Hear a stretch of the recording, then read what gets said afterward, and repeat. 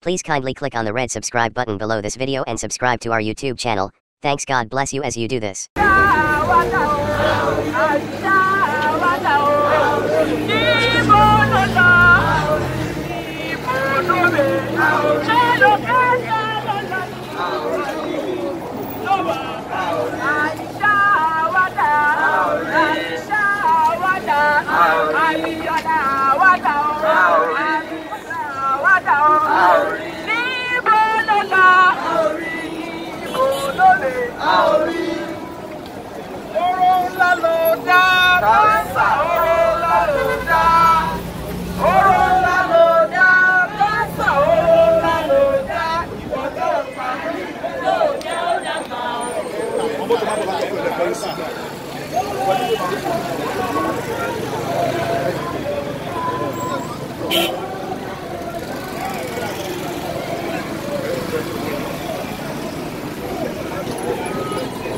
Hello, Monsieur.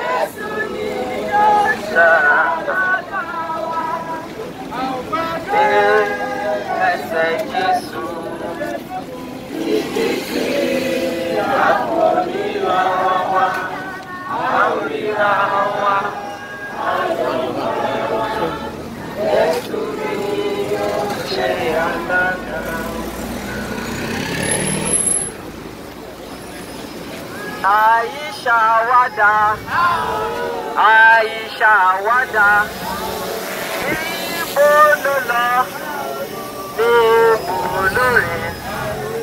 Travel now no one, she location no one. Aisha wada, Abimbola wada.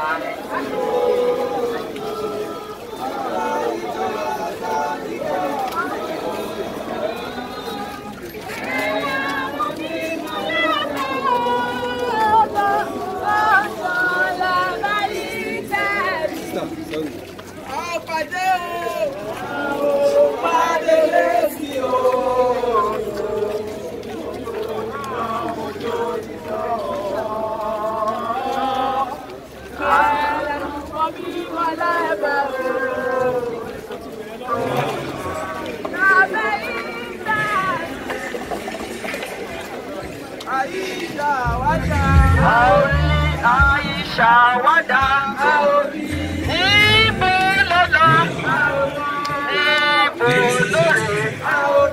Abimbola wada, Aisha wada. And make it stand on the floor. Your possession is not complete if your candle is not placed on the floor, please. Come and place it, not on the stage.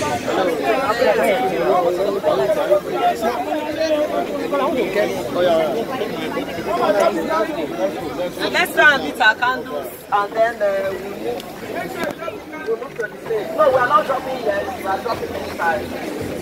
Please, with your lighted candles, come and stand it right before us. Do not come with a dead candle. Light your candles and drop it, but make sure it is standing. That is the sign.